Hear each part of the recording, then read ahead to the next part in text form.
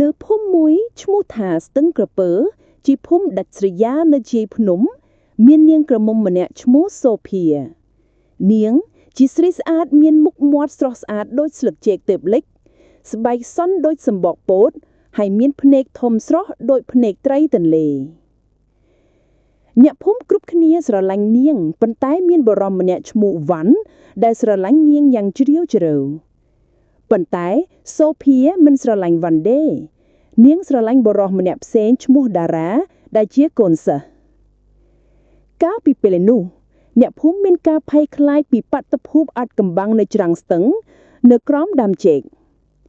ពេលយប់ស្ដាប់បានសំឡេងស្រីយំនិងសំឡេងស្រីហៅថាអូយតារាយកខ្ញុំទៅផ្ទះភងខ្ញុំត្រជាក់ណាស់ជប់មួយវ៉ាន់ចង់ដឹងច្បាស់គាត់ដើរទៅក្បែរទន្លេជាមួយពន្លឺភ្លឺតូចខណៈដែលខ្យល់ត្រជាក់បានបក់ចូលប៉ះសក់គាត់ឮសំឡេងស្រីហៅស្រទន់ពីក្រៅដើមចេកបងមកចិត្តមកសិននៅពេលវ៉ាន់បញ្ចាំងភ្លើងក៏ឃើញនាងសុភាតែសុភាមានមុខពណ៌សស្លេកក្បាលសក់វែងដំបូលមុខភ្នែកក្រហមដូចឈាមហើយបបោមាត់ពណ៌ខ្មៅជ្រៅនាងនិយាយដោយសំឡេងរអួលថាវ៉ាន់ឯងអ្នកសម្លាប់ខ្ញុំហើយហេតុអ្វីមកទីនេះវ៉ាន់ភ្ញាក់ផ្អើលត្រឡប់ក្រោយប៉ុន្តែជើងគាត់មិនអាចផ្លាស់ទីបានពេលនោះដើមចេកទាំងមូលចាប់ផ្ដើមរវើយ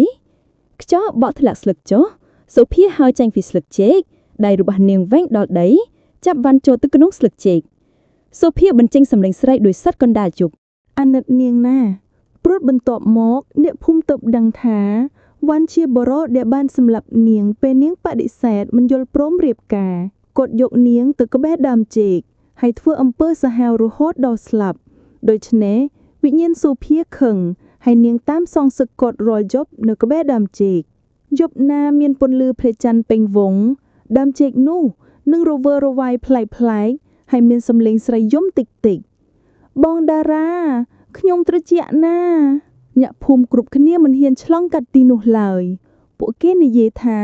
បើអ្នកណាមើលទៅក្បែរដើមចេកអ្នកនោះនឹងឃើញរូបស្រីសក់វែងស្ទើរតែប៉ះដីកំពុងអង្គុយលើដើមចេកនិងញញឹមយ៉ាងអាបកំបាំង